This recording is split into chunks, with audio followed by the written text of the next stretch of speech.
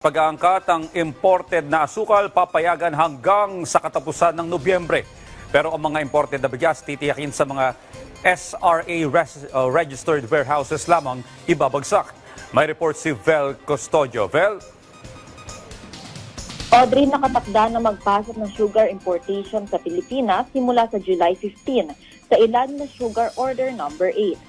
424,000 metric tons ang papayagang ipasok sa Pilipinas hanggang November 30. Para masigurado natin yung stability ng presyo ng asukal, September, October, yung susunod na milling season. Para wala magkakaroon ng problema sa presyo. Ayon sa Sugar Regulatory Administration, dapat sa SRA registered warehouse lang ibabagsak ang mga imported na asukal.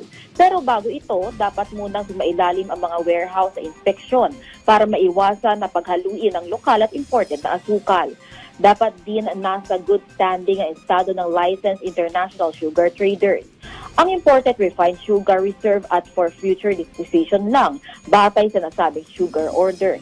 Sa kabila ng importation, nakapagtala naman ang SRA ng mas mataas sa crop production ng asukal para sa crop year 2024 to 2025 na mahigit 2 milyong metrikong tonelada.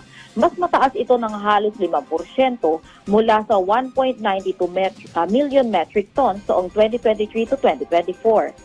Samantala, umaasa naman ng SRA na hindi muna maapektuhan ng 20% reciprocal tariff ng US ang mga asukal na in-export ng Pilipinas patungong US.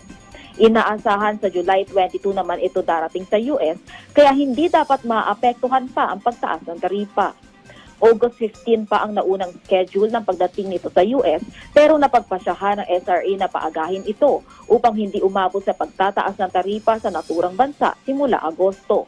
33,000 metric tons ang karga ng 2 shipping vessels patungong US para mapuna ng sugar quota ng Estados Unidos. Balik sa iyo, Audrey. Maraming salamat, Vel Custodio.